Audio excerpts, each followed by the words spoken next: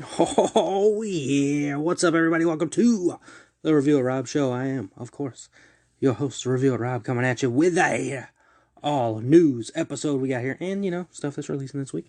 But I hope everybody out there's been doing good since the last time we talked. Excited to get into this episode, man. Had a pretty decent weekend. I mean, let's say it right here, right now. Congratulations to the Cincinnati Bengals. I know this is a movie show. We don't talk sports all that much on the show, but also this is a show where I talk everything. We're twisted, man. That's what the song means. So, congratulations to the Cincinnati Bengals. I've been rooting personally for the Bengals for about 2 years now, since Joe Burrows got there as an LSU Tigers college football fan. I started rooting for the Cincinnati Bengals when Mr. Joe Burrow went there, and then, of course, Jamar Chase went to the Bengals this season, and they are now headed to the big game to take on the Los Angeles Rams, the LA Rams. Almost called him St. Louis. Had to correct myself there. Good to see Matty Stafford making the Super Bowl after years of being just tortured down there on the Lions.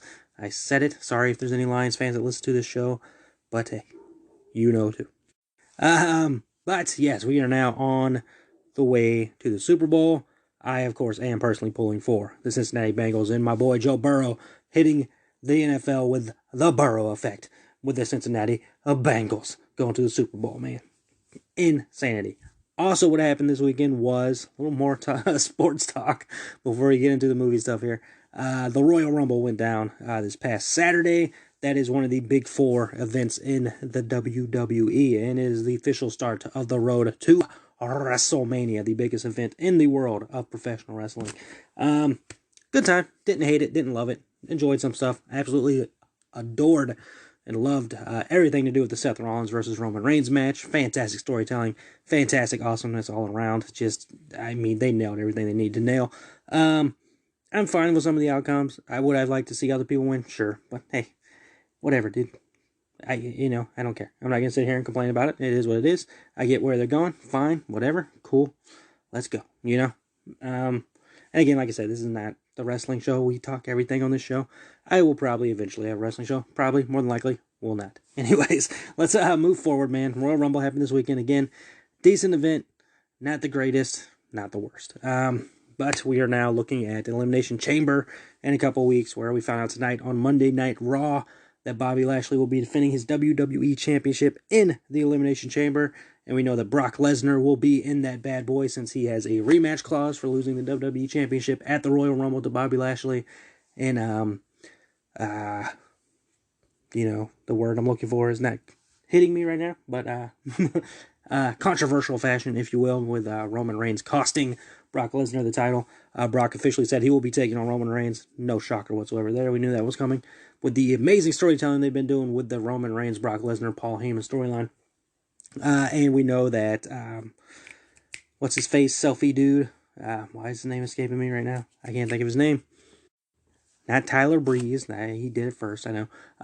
Austin Theory. He is in the Elimination Chamber as well as Seth freaking Rollins. So that's going to be a good match. We also learned Lita versus Becky Lynch will be happening at the Elimination Chamber event, happening in a couple of weeks. So some stuff going down over there. Now let's take a break from that to go into the movie talk aspect of the show. The main reason most of you are here.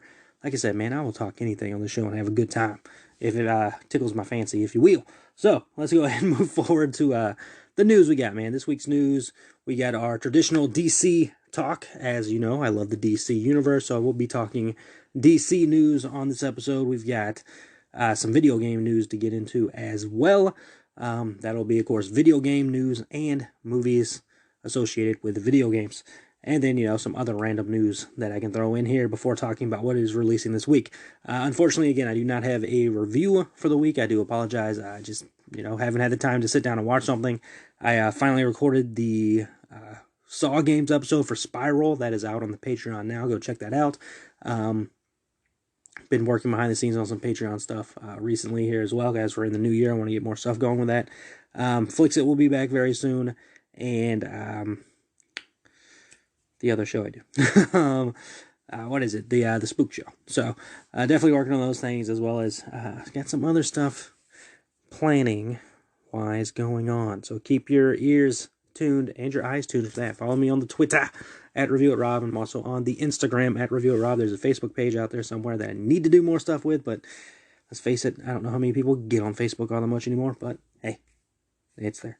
But anyways, let's start off the news. We're going to go ahead and jump right into the DC universe with the first report that came out, which is very much rumor, nothing confirmed whatsoever, but this is something that's been talked about the last couple of weeks. It seems to be ramping up as time goes on.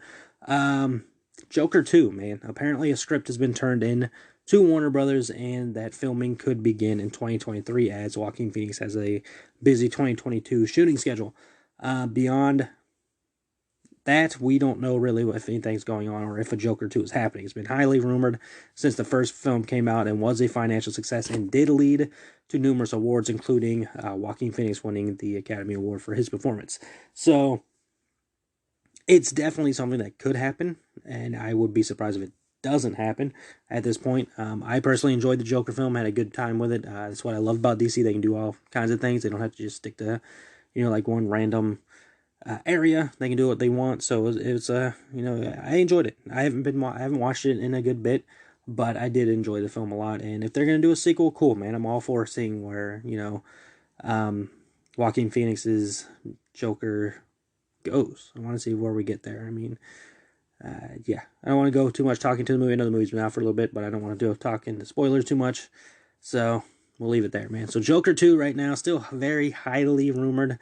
Seems like things are definitely moving forward there, if you listen to and believe the rumors in the world out there. So there you go. What is happening, apparently, is the 9th season of The Flash, with star Grant Gustin apparently finalizing a contract to return as the title character of The Flash for the Warner Brothers and Berlanti Productions television show over there on the C-Dubs.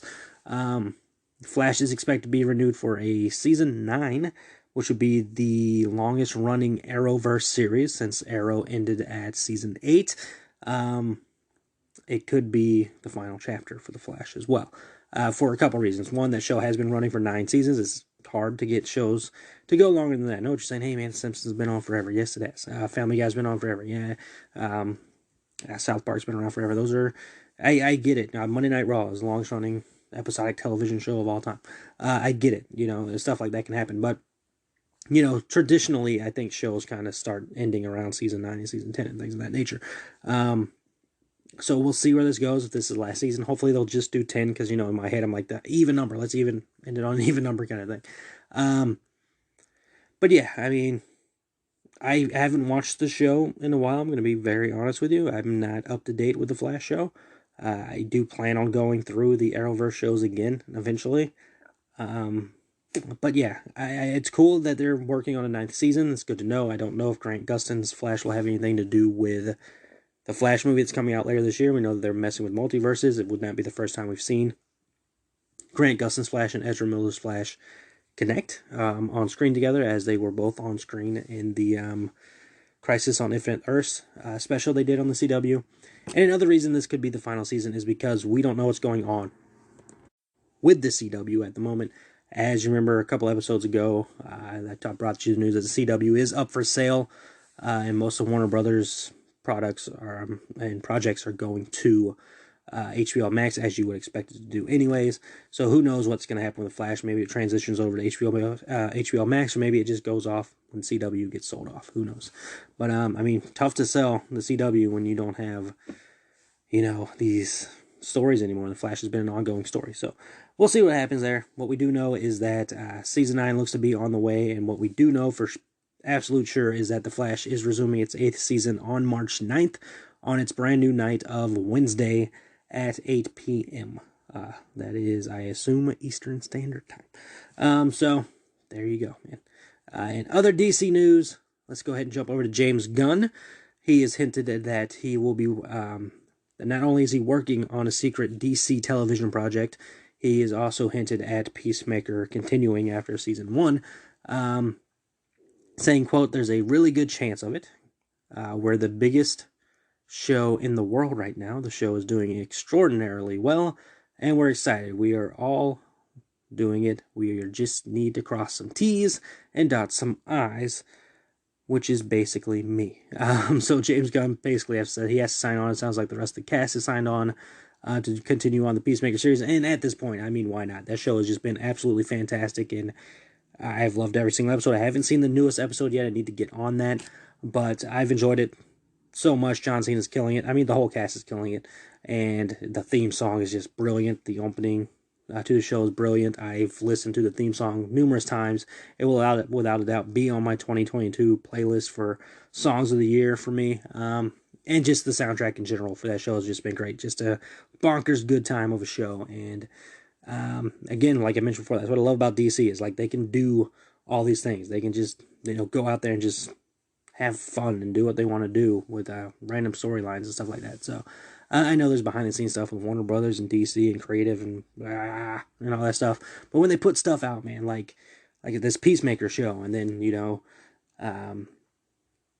the freaking Batman movie that's getting ready to come, it just sounds amazing, and it's just its own side story. So you've got the DCEU, and then you have side stories and all this stuff going on. It's so cool, man.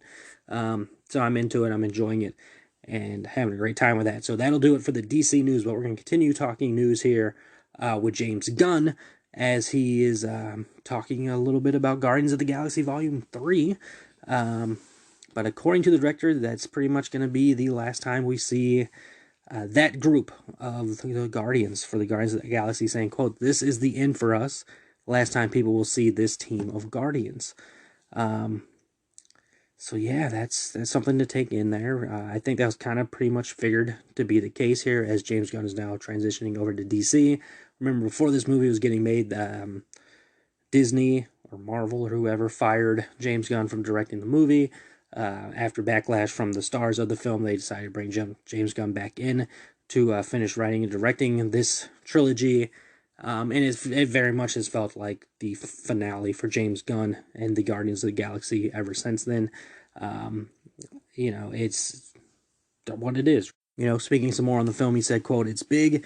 It's so big and dark and different from what people might be expecting it to be. I just want to be true to the characters, the story, and give people the wrap-up that they deserve for the story. That's always a little bit scary. I'm doing my best." So even right there, he says the wrap-up to the story. So yeah, this is definitely the end of the trilogy and the Guardians as we know it for sure. This, of course, echoes what Dave Bautista said a while ago when he said that he believes Guardians of the Galaxy Volume 3 will be his final time suiting up as Drax. So yeah, man, it seems like we're coming to an end with the Guardians. I've been vocal about how I feel about the Marvel stuff, and maybe I'll do a show on the Patreon when I go through all the Marvel films, and maybe I can get somebody to talk to me with the films too, because I have a hard time with them. But we'll see where that goes.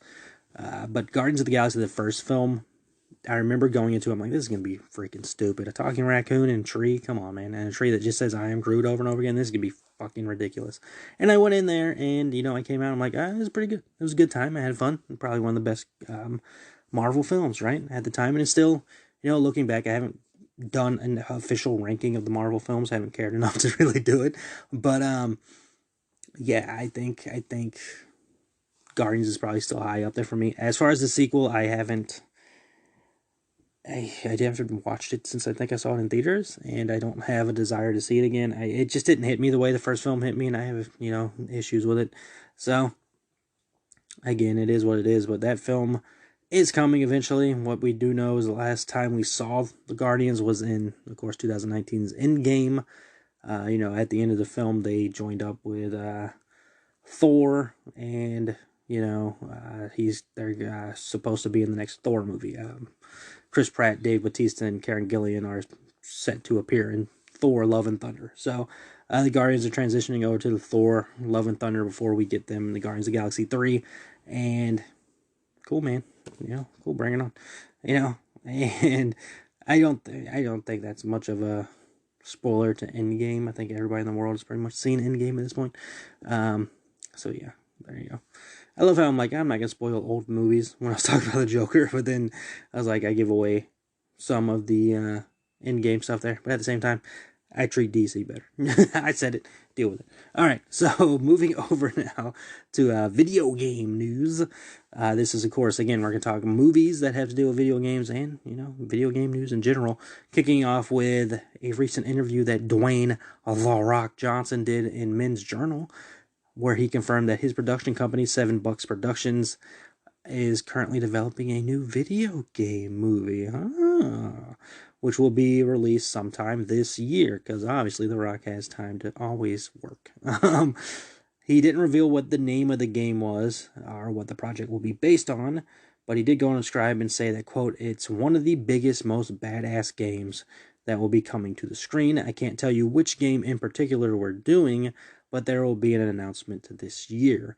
We're going to bring one of the biggest, most badass games to the screen, one that I've played for years. I'm really excited to bring it to fans around the world.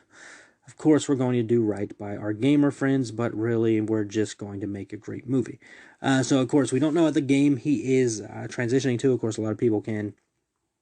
The game he's transitioning onto screen. We can probably, I'm sure people out there are already trying to guess at it and trying to figure it out. I've saw some guesses of God of War. I don't know if that's what it is. I don't know what he's doing. I haven't looked that highly into it. We do know The Rock has done a couple of video game movies. I remember he did Doom, which is either liked or loved, or whatever. I mean, I've had fun with it. I know it's not the best movie of all time, but I've had fun watching it. It's one of those movies that's so ridiculous. You're like, okay, this is fun. At least to me. I'm sure there's people out there like, this is so ridiculous. I hate it. I can't believe that's what they did to Doom. And then of course he did more recently the Rampage movie, which I think I like Doom more than Rampage, to be honest with you. And of course he does the Jumanji films. He did 2 of the Jumanji films. I believe there's a 3rd one set to come. But in the Jumanji movies are based, the story is based around a board game that comes to life. So yeah, I mean, we'll see what happens. I mean, it's The Rock. I'm gonna see it, obviously. I say that, and I still haven't seen Jungle Cruise, but hey, we'll get there. So cool. We'll see where that goes. In traditional video game news here, this is straight up video game talk. There has been no release dates provided for Hogwarts Legacy or Gotham Knights. It is Gotham Knights on Arkham Knights. A lot of people have made that mistake. I made that mistake as well.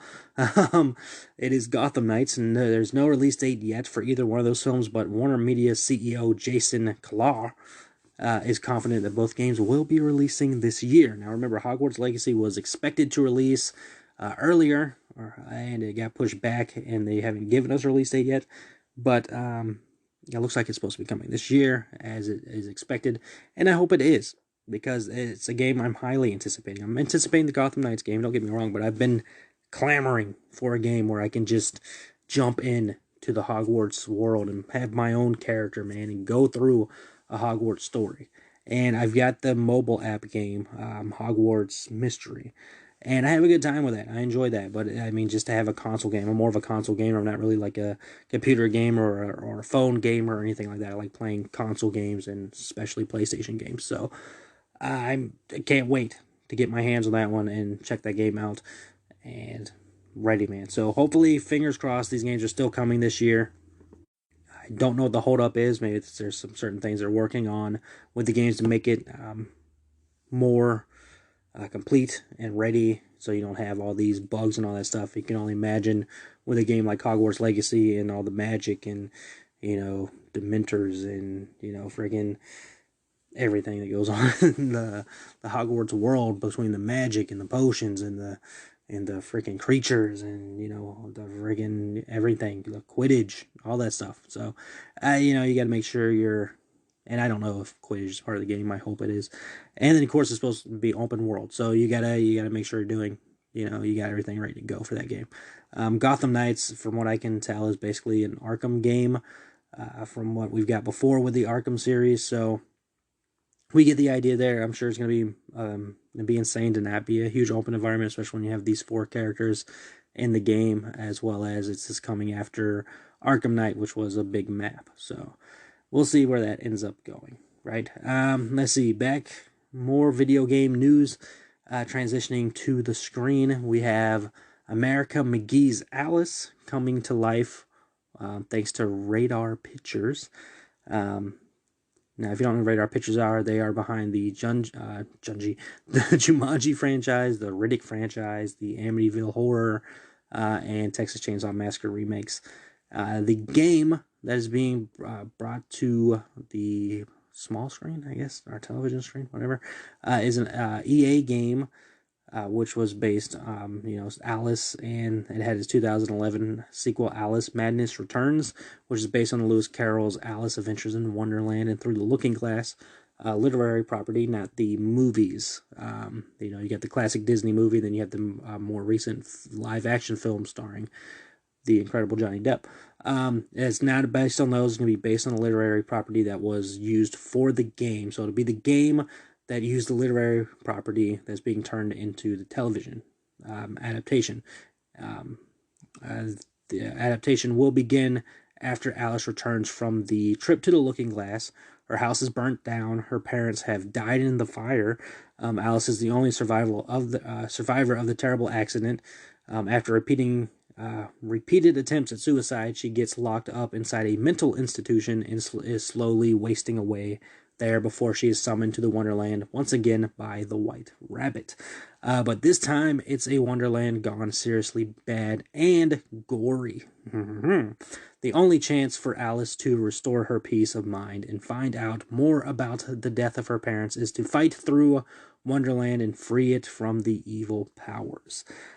This is a game I have not played, but I have heard about. I have a friend who is a much bigger gamer than I am, and they have suggested this game to me multiple times because they know my love of horror, and they think it would be something I would really enjoy. And I believe they've done like a remastered release for the PlayStation 4, so I definitely need to look into that and check it out because it sounds awesome. I mean, this sounds like an interesting story to get into.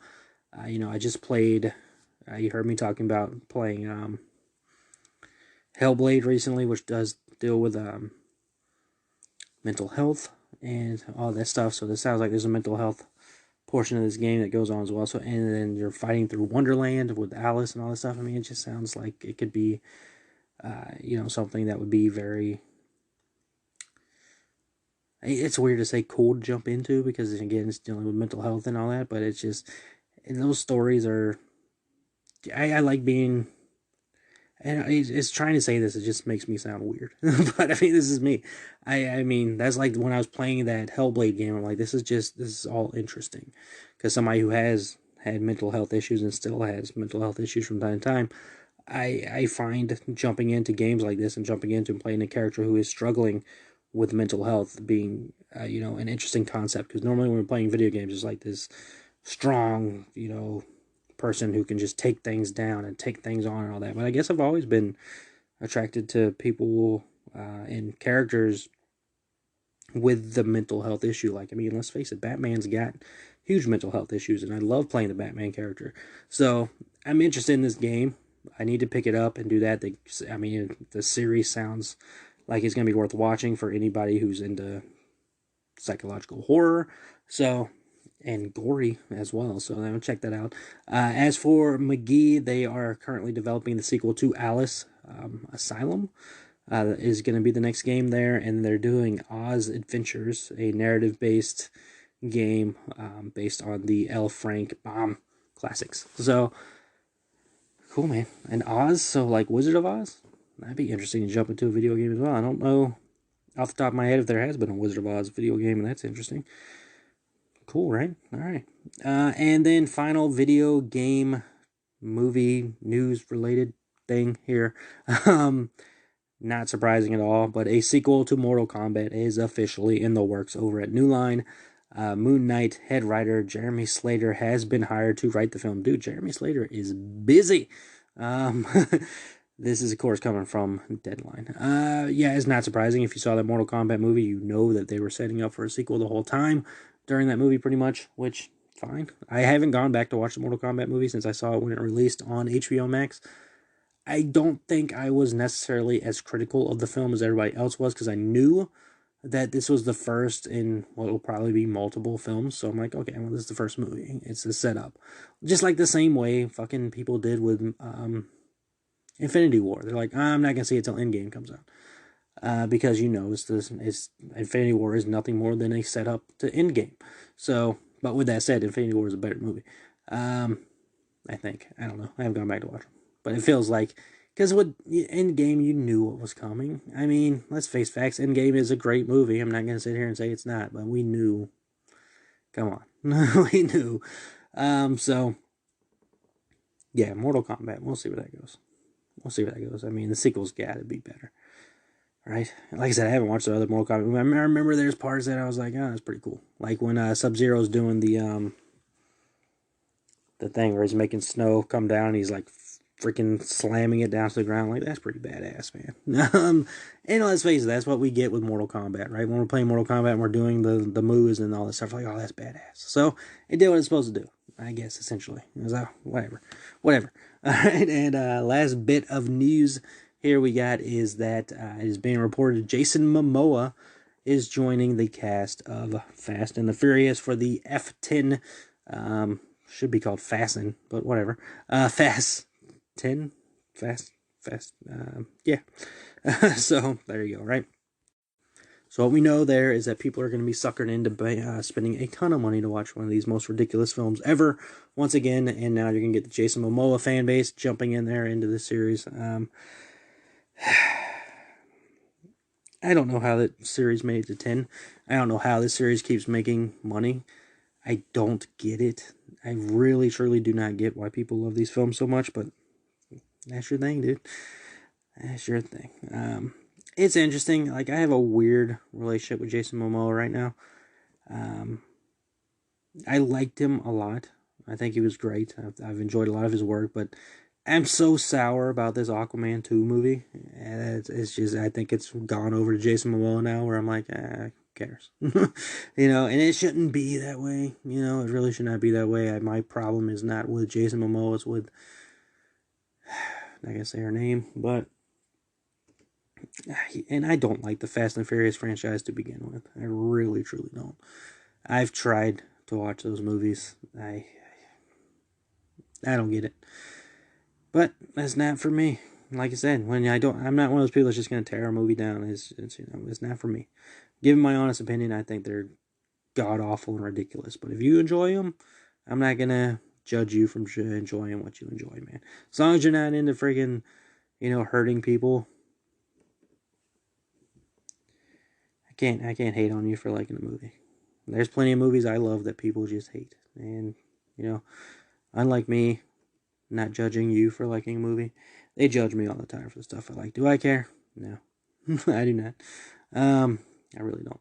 So that'll do it for the news. Yeah. Alright. So now we get into stuff that's releasing this week. Good thing I don't have a review. My head's freaking Space Cadet Control 9er over here. So let's talk to the stuff about Let's talk about the stuff releasing this week, or has already released. This first thing I have is already out on the Shudder. I need to watch this ASAP. Boris Karloff, the man behind the Monster documentary, is now officially on Shudder, baby. It is 1 hour and 30 minutes, and like I said, it is now on the Shudder. This documentary is drawing from dozens of interviews, including Guillermo del Toro, John Landis, Roger Corman, Ron Perlman, Sarah Karloff, Peter Bogdanovich, Christopher Plummer, Lee Grant, Sir Christopher Frayling, and Kevin Barlow. Boris Karloff, the man behind the Monster, takes us to the heart of the man with a gripping, intimate portrait of Karloff and the genre he helped define, which he absolutely is. I mean, when you think cornerstones of horror, Boris Karloff, there, dude. Like, so there. I can't wait to see that documentary, man. I gotta see that ASAP. That's why I love Shudder, dude. Shudder is my favorite streaming service. I don't care. Like, I don't care. It is my favorite. I mean, great price and just the endless amounts of awesome you get. I love horror. Like, it's that genre where the movie's gonna be fucking fantastic. It's gonna be great. It's gonna be good. It's gonna fucking be bad. It's gonna suck. Suck. But it's still, like, watchable in a way. Because even when the movie, like, sucks, you're still like, oh, okay, you can laugh and have a good time while watching it. Unlike other movies where it's like, oh, God, this is ridiculous. Like me with the Fast and the Furious franchise. With that said, I know what you're thinking. Like, he hates Midsommar Heredity. I do. I do. But there's parts of those movies still. Like, I can say that. There's still parts of the movies where it's like, fucking A, dude. That's insane. At the same time, I think my issue with those films that I think they're overblown to being like, oh, it's the greatest movie ever made. Fucking no, it's not. Again, have your opinion, have your feel. If you think it's the greatest movie ever made, that is your choice. But to me, I'm going to keep it real. Like, I'm not going to alter my beliefs based on the fact that people love something. I hate those movies. Hate's a strong word, but I don't like those movies. Why did I start talking about that? Oh, horror. Because horror is an amazing genre, and Shudder is just all horror stuff. Freaking movies galore. And since you've got the movie on here, I thought I never was going to be able to see. I still haven't seen it yet. I need to get on that. But they had the freaking The Ring versus the Grudge movie on there. I'm not going to try to say their names because I'm going to fuck it up. But they have it on there. I'm like, and again, that's something you have in horror. Like Freddy versus Jason. Ridiculousness. But it was fun. You're going to have those two versus each other. Like, it's... God, I love the horror genre. They have that. They have amazing documentaries. They have amazing shows like Creep Show. It's Shudder's the best, man. Shudder's the best. If I was ever put in a situation like you can only have one streaming service for the rest of your life, Shudder, man. Give me Shudder. So good. So yeah, Boris Karloff, the man behind the monster, is out now on Shudder. Let's see, movies releasing this week. We've got Moonfall on PG-13, sci-fi adventures, 2 hours and 4 minutes. In Moonfall, a mysterious force knocks the moon from its orbit around Earth and sends it hurtling on a collision course with life as we know it. Armageddon? No, Armageddon was Meteor. Yep, got it. With mere weeks before impact and the world on the brink of annihilation, NASA executive and former astronaut Joe Fowler, played by Academy Award winner Halle Berry, is convinced she has the key to saving us all. But only one astronaut from her past, Brian Harper, played by Patrick Wilson, and a conspiracy theorist, K.C. Hausman, played by John Bradley, believe her. These unlikely heroes will mount an impossible last-ditch mission into space, leaving behind everyone they love, only to find out that our moon is not what we think it is. Oh, do tell. I've seen the trailers for this movie. This movie looks fucking ridiculous. Didn't we just have a movie? I'm thinking about Asteroid again. Whatever that Leonardo DiCaprio movie was. Don't look up. So the moon is secretive and knocked out of... Yeah, whatever. Whatever. I'll see it eventually. I don't know if I'm going to theaters to see that, but I'll see it eventually. If I had that Regal pass, I'd go see it. Why not? It sounds stupid enough to go see. Speaking of stupid enough to go see, Jackass Forever is releasing this week as well. This is rated R, of course. It is 1 hour and 36 minutes, celebrating the joy of being back together with their best friends in a perfectly executed shot to the ding-dong. The original Jackass crew returned for another round of hilarious, wildly absurd, and often dangerous displays of comedy with a little help from some exciting new cast. Ooh. Jackass Forever, that is in theaters. Again, I will probably not be going to see that in theaters.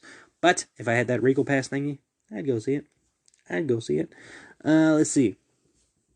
The Long Night, rated R, horror. 1 hour, 31 minutes, limited theaters and streaming. While searching for the parents she's never known, New York transplant Grace, played by Scouts Taylor Compton, returns to her childhood southern stomping grounds with her boyfriend to investigate a promising lead on her family's whereabouts. Upon arrival, the couple's weekend takes a bizarre, terrifying turn, as they do, as a nightmarish cult and their maniacal leader terrorize the pair en route to fulfilling a twisted, ancient, apocalyptic prophecy. Good Lord. Twisted, ancient, apocalyptic prophecy. God damn, that's rough. All right. Long Night Star Scout Taylor Compton. I am a Scout fan. Obviously, I loved her as Laurie Strode.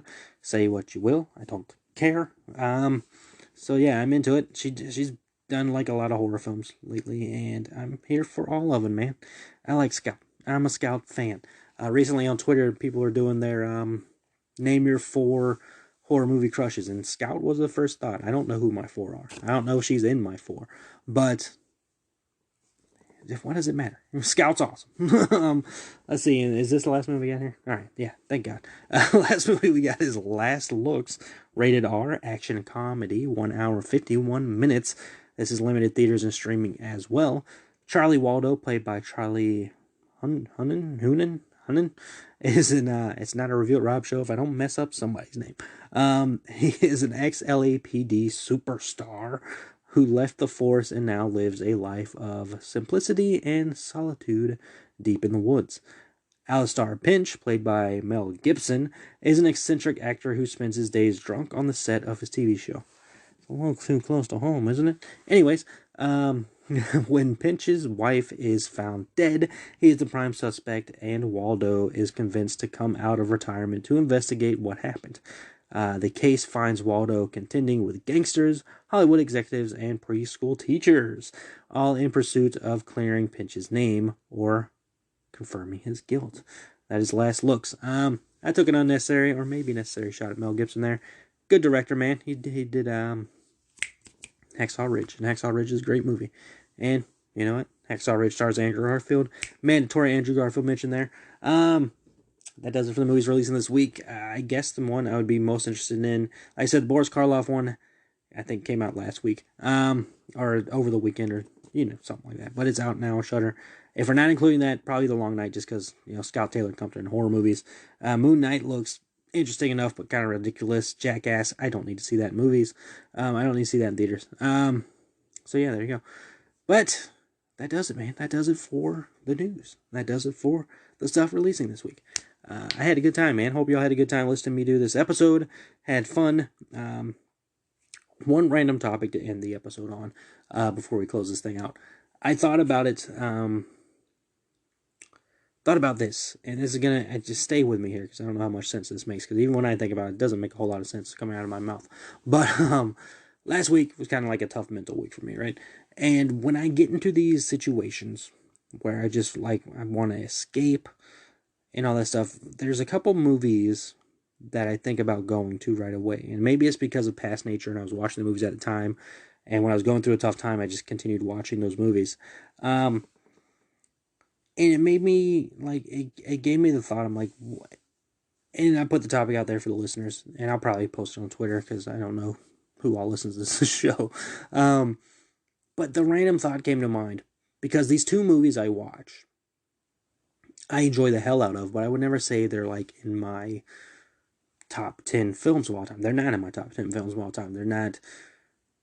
I don't immediately think of them as oh, this is an all-time favorite movie. I mean, probably gotten to this point now as many times as I watched them. But you know what I'm saying? It's not like one of those movies oh, Jurassic Park's my all-time favorite movie. Oh, Back to the Future is right there in my top 10. It's it's not like that. But anytime I'm just feeling defeated or down or just having a mental break, I go to these two movies and just watch them on repeat, even though I don't consider them all-time favorite films, if that makes sense. But I mean, I guess they are in a way all-time favorite films because I want to gravitate and watch them. So what I'm talking about here is when I have a bad time, I'll throw on, what was it, 2017 Power Rangers film. And I love the Power Rangers. My Power Rangers is the show that started it all. The show that started it all here in America. There's a whole backstory. We don't need to go there. But I know people don't like that movie all that much, but I've always enjoyed it for what it is. And there's times where I'll just watch that movie every day of the week when I'm just feeling defeated, and I'll have a good time with it. And it's just something about the movie that I just immediately gravitate to when I'm in that situation. Same thing with this movie, Hellfest. Horror movie. I know horror movies aren't supposed to be comforting, but it for whatever reason is very comforting. I think it's because the cast just seems like they're all, the chemistry between the cast is really good in that film, and I like the idea of the movie and all that stuff.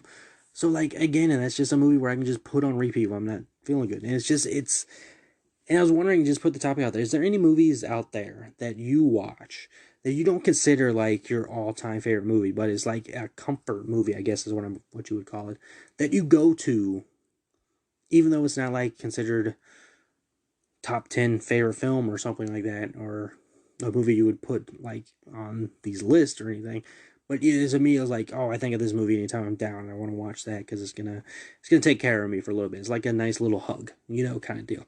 So that's the topic, man. Is there any movie out there that isn't on your all-time favorites list, necessarily, or your top 10 list?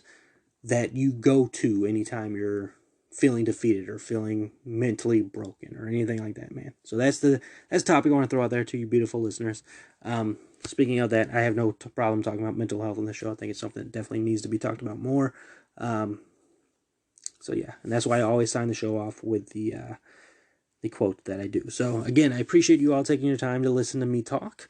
Hope you enjoyed this episode. Hope you enjoyed the news. If you have any thoughts on the news, hit me up. Let me know what you think. If you're going to see any of these movies this week, let me know what you're planning on peeping. But other than that, man, that does it for this episode. I appreciate you all. And as always, remember that happiness can be found even in the darkest of times if one remembers to turn on the light. Talk to you all next week.